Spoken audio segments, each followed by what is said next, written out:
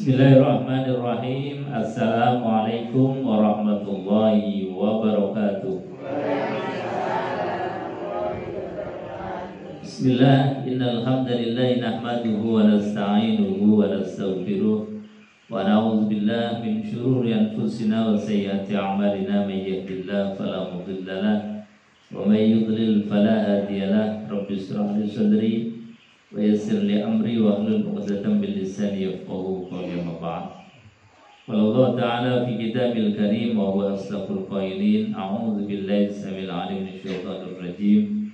Bismillahirrahmanirrahim. Ya ayyuhalladzina amanu taqullaha haqqa tuqatih wa la tamutunna illa wa antum muslimun.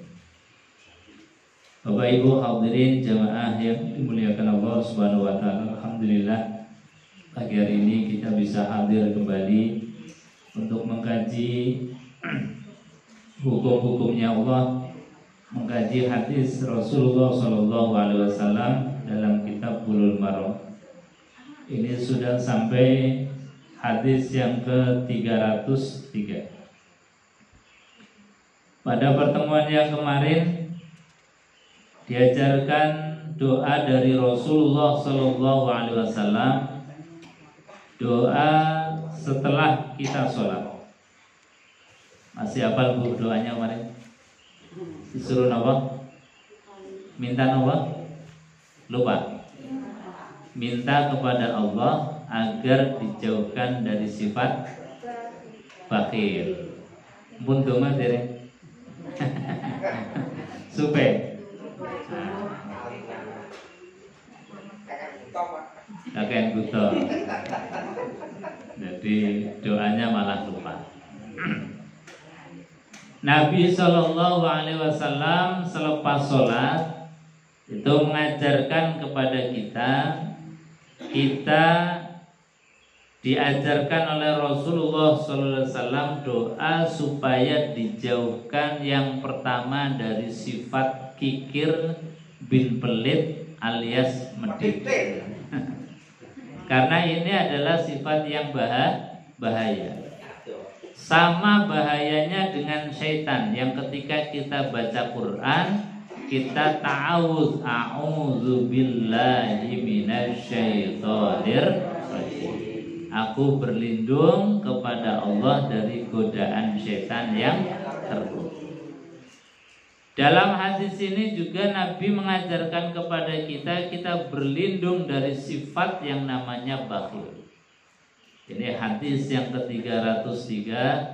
Wa an Sa'id bin Abi Waqqas radhiyallahu an, diriwayatkan dari sahabat Sa'id bin Abi Waqqas, anna Rasulullah sallallahu alaihi wasallam, sesungguhnya Rasulullah sallallahu alaihi wasallam kana yata'awwazu bihinna duburus shalah. Adalah Rasulullah sallallahu alaihi wasallam kalau habis sholat itu pasti beliau doa ta'awudz, doa perlindungan. Jadi membuat satu tameng perlindungan. Kalau kemarin ada virus berarti ini antivirusnya. Ini berarti vaksinnya dari penyakit yang namanya bakhil. Jadi tiap kali Nabi Shallallahu Alaihi Wasallam itu sholat, kana yata'awwadzu bihinna duburus shalah, adalah Rasulullah senantiasa doa ta'awudz duburus shalah, setelah sholat. Ini yang diajarkan. Nabi mengajarkan kepada kita, Allahumma inni a'udzubika minal bukhli. Yang pertama, Allahumma, duhai Allah, ini sesungguhnya saya a'udzubika, berlindung kepada Engkau ya Allah. Berlindung dari apa? Minal bukhli, dari sifat bakhil. Bakhil itu apa? Nah, ini bakhil ada dua.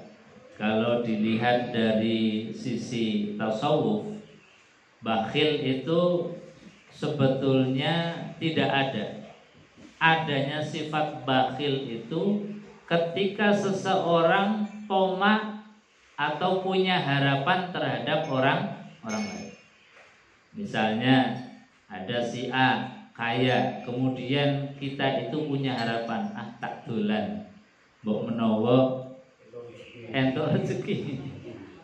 Nah, ketika kita main kok enggak dapat apa-apa, kemudian kita mengucapkan si A, si fulan bakhil. Padahal bakhil itu tadi karena kita punya sifat tomak, punya harapan, punya keinginan, mbok menawa dikei. Nah, mbok menawa dikei itu yang kemudian muncul yang namanya sifat kikir. Assalamualaikum. Ini yang pertama. Jadi sifat kikir ada itu sebetulnya karena orang lain itu punya harapan terhadap kita, punya keinginan terhadap kita. Jadi tomak itu sesuatu yang menginginkan.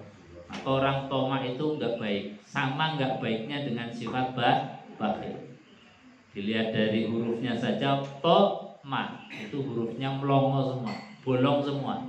To itu ya bolong, mim juga melompong. Jadi orang yang tomak itu sebetulnya orang yang tadi hanya mendapatkan angan-angan yang kosong saja. Maka untuk menghindari dan menghilangkan sifat tomak, menghilangkan sifat kikir, maka hilangkanlah sifat tomak. Ini kalau dilihat dari tasawufnya tadi, kikir itu sebetulnya tidak ada. Adanya sifat kikir karena adanya sifat tomak. Kikir kalau dilihat dari segi fikihnya, ini yang paling mendasar. Ya memang ada sifat kikir. Kikir itu adalah ketika kita diberikan oleh Allah Subhanahu wa taala itu harta. Kemudian harta yang Allah titipkan kepada kita yang ada haknya orang lain, kemudian kita tidak kasihkan, itu namanya sifat kikir. Jadi Allah kan sudah berfirman di dalam Al-Qur'an, wa fi amwalihim haqqul lisaili wal mahrum. Wa fi amwalihim, dan dari harta mereka yang Allah telah berikan kepada kita. Jadi kata Allah, haqqul lisail, ada haknya orang yang minta, wal mahrum, dan juga ada haknya orang yang tidak meminta. Jadi apapun yang Allah berikan kepada kita sebetulnya ada haknya orang lain. Ketika kemudian kita tidak mau memberikan kepada orang lain, nah disitulah ada sifat yang namanya kikir. Allah berikan kepada kita mata kita itu ada haknya orang lain. Allah kasihkan lisan itu ada haknya orang lain. Allah kasihkan umur panjang juga ada haknya Allah, ada haknya orang lain. Makanya kita kemudian kalau bisa menjadikan diri kita itu memberikan haknya kepada orang lain, maka insya Allah kita dijauhkan daripada sifat kikir. Misalnya pagi kita dibangunkan lagi oleh Allah. Untuk menghilangkan sifat kikir apa? Haknya Allah dipenuhi dulu. Kita hadir ke masjid, sholat jamaah, sholat subuh. Itu artinya haknya Allah sudah kita penuh. Tapi kalau pagi-pagi kita sudah diberikan hidup lagi oleh Allah, tapi haknya Allah yang memberikan hidup kita tidak kasihkan. Disuruh sholat subuh malah mancal kemul lagi. Disuruh bangun masih ngulet merungkel. Nah, ini namanya haknya Allah belum terpenuhi. Ketika haknya Allah belum terpenuhi, inilah yang disebut sebagai sifat kikir. Kita diberikan oleh Allah Subhanahu wa taala, Allah punya sifat yang namanya Al-Alim, zat yang maha ilmu, berilmu. Maka ketika kita diberikan oleh Allah waktu, kok kita tidak mencari ilmunya Allah, tidak mau ngaji, padahal di rumah ya kadang-kadang jagongan, nonton TV, tidak ada hal yang bermanfaat, maka hadirnya kita di majelis-majelis ilmu, majelis-majelis taklim itu dalam rangka memenuhi hak-haknya ilmu. Ini berarti kita sudah menghilangkan tadi sifat bakhil, sifat pelit, medit, yang ini merupakan sifat yang sangat berbahaya. Ini yang pertama. Yang kedua, Nabi Shallallahu Alaihi Wasallam juga mengajarkan wa a'udzu bika minal jubni. Wa a'udzu, dan ya Allah aku berlindung bika kepada engkau minal jubni. Jubni itu sifat pengecut, sifat tidak kesatria, sengkuni. Jadi tidak mau bertanggung jawab. Jadi misalnya kita dititipi oleh Allah amanah putra, maka janganlah kita menjadi orang yang pengecut. Pengecut itu apa? Anaknya dijor, tidak sampai kenal dengan Allah Subhanahu wa ta'ala, tidak dididik dengan adab sopan santun, itu namanya pengecut. Kita diberikan oleh Allah Subhanahu wa ta'ala amanah kepemimpinan, amanah jabatan, kemudian kita tidak menjadikannya sebagai sarana untuk tunduk kepada Allah, maka itu juga termasuk orang-orang yang pengecut. Jadi jadikanlah diri kita ini sifat kesatria, bertanggung jawab terhadap apapun yang Allah titipkan kepada kita. Nah, tanggung jawab ini luar biasa. Karena Nabi SAW mengatakan kullukum ra'in wa kullukum mas'ulun an ra'iyati. Kullukum, setiap kalian adalah ra'in, pemimpin. Jadi kalau kita ngomong pemimpin bukan hanya yang besar-besar, bukan hanya wali kota, gubernur, presiden saja. Tapi kata Nabi, kullukum, setiap kalian itu ra'in, pemimpin. Karena kita sudah memimpin sekian miliar sel kita. Jadi rakyat kita itu udah banyak sekali. Rambut saja kita sudah nggak bisa ngitung. Pernah ngitung rambutnya, Bu? Saking banyaknya, itulah rakyat kita. Makanya disebut sebagai ra'iyah, rakyat.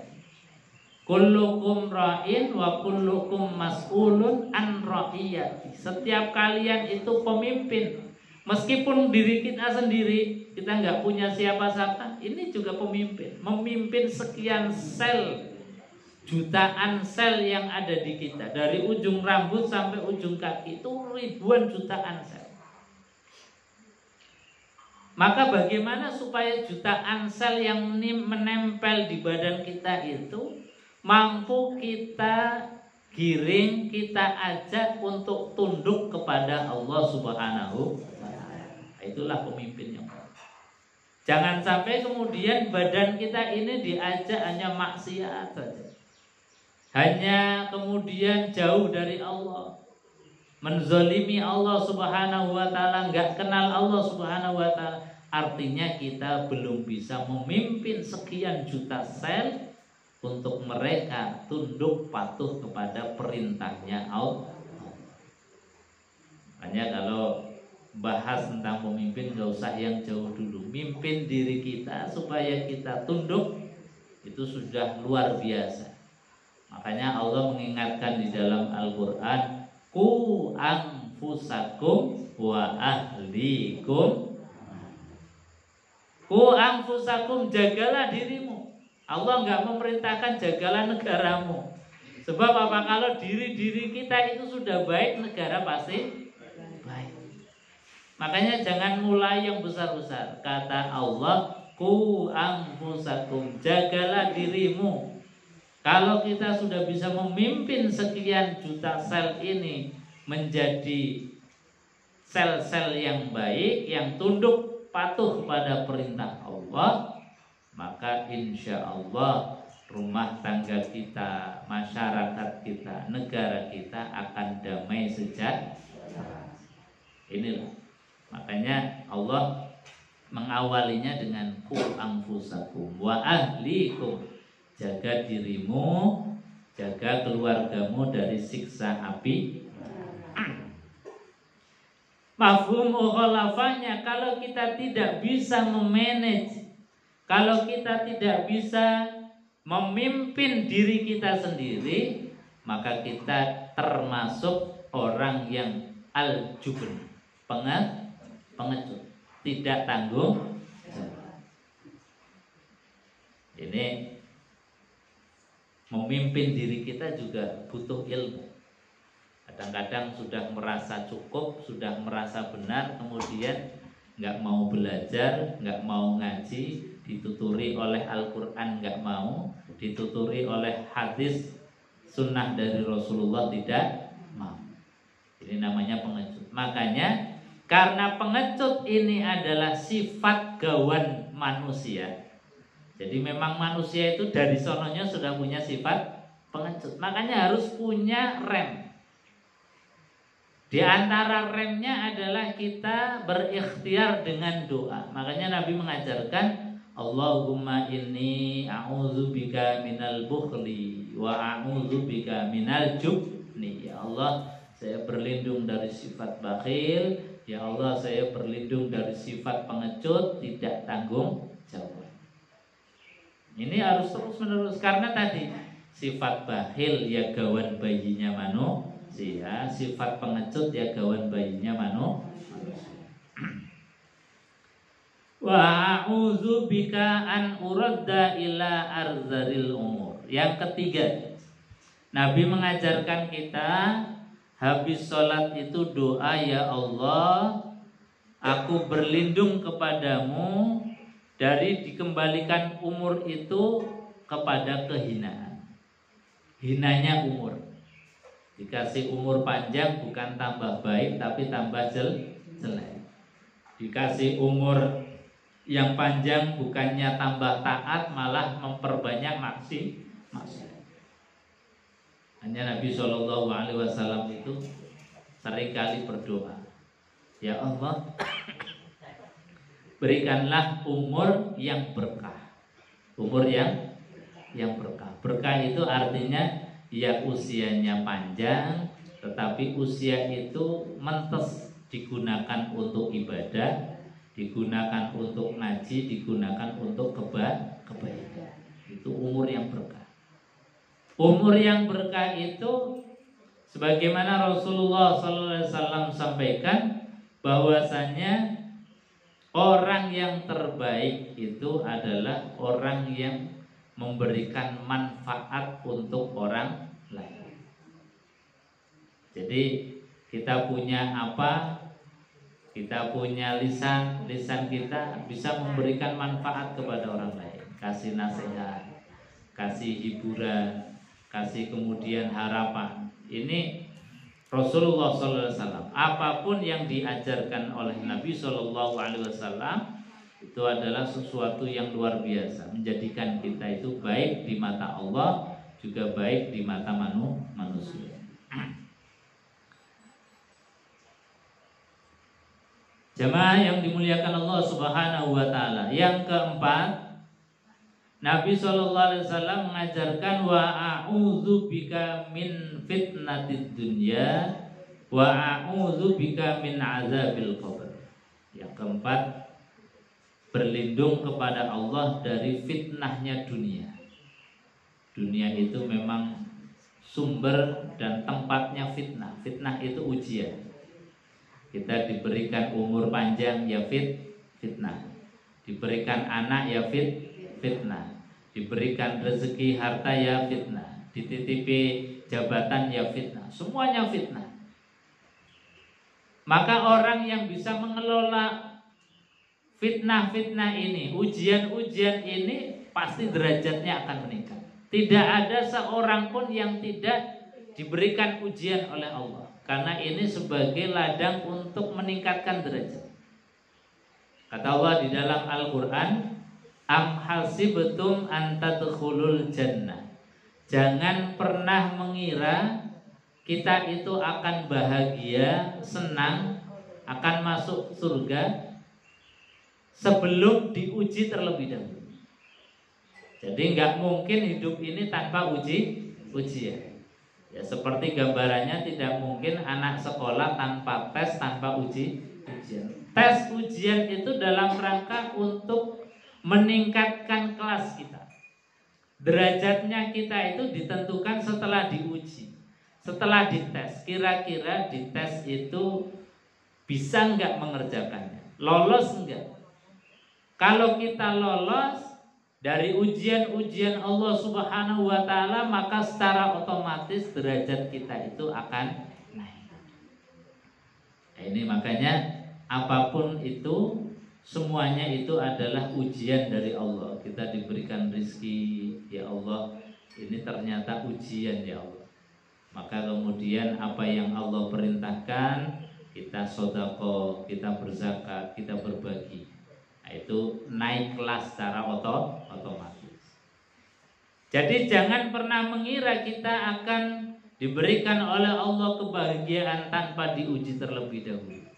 Kadang-kadang kita ketika diuji sakit, diuji sempit harta, diuji sesuatu yang galau, itu rasanya jadi, ya Allah, kok diuji terus, kok susah terus. Padahal itu bagian dari ujian yang Allah berikan kepada kita. Kira-kira kita bisa lulus atau tidak. Maka insya Allah dengan kita terus-menerus ikhtiar, apapun ujian dari Allah, semuanya akan lulus. Amin Allahumma. Kuncinya ujian dari Allah adalah ikhlas menerima apapun yang Allah berikan kepada kita. Itu ikhlas. Yang terakhir di dalam hadis ini, Rasulullah Shallallahu Alaihi Wasallam itu mengajarkan wa a'udzubika min azabil qabr.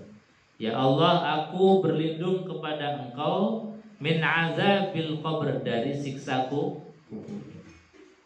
Kubur itu dahsyat dan durasinya, lamanya juga kita nggak tahu. Karena apa?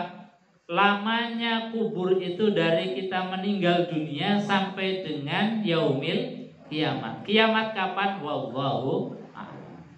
Kalau dunia ini kita sakit mungkin hanya 60 tahun, 70 tahun sudah selesai. Tapi kalau sakitnya itu berada di alam barzah yang sangat lama, tidak ada teman yang bisa membantu, tidak ada saudara, ini sakitnya bertubi-tubi, sakitnya berlipat-lipat. Na'udzubillah. Makanya diingatkan terus oleh Allah. Apa yang menyebabkan siksa kubur? Banyak sekali sebab-sebabnya. Sebab yang ringan disebutkan di dalam hadis Rasulullah SAW. Siksa kubur itu yang pertama adalah disebabkan karena kita ceroboh di dalam istinja. Jadi pipis nggak wawe, nah itu sebab siksa kubur. Jadi kalau kita buang air, jaga dari najis. Betul-betul harus kita perhatikan. Jangan sampai kemudian kita pipis, habis itu hanya dituil-tuil terus pergi. Itu bahaya. Kelihatannya sepele, tapi itu sebab-sebab orang itu disiksa di dalam kubur. Maka istinja, pelajaran istinja yang dulu sudah kita belajar bersama, harus perhatikan betul. Habis pipis, kalau nggak ada air diganti dengan batu. Kalau zaman dulu itu pakai batu.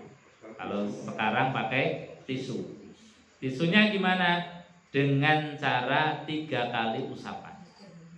Jadi 3 kali usapan, tisunya jangan tisu basah, pakainya tisu kering. Sebab kalau tisu basah itu najisnya justru malah melebar kemana.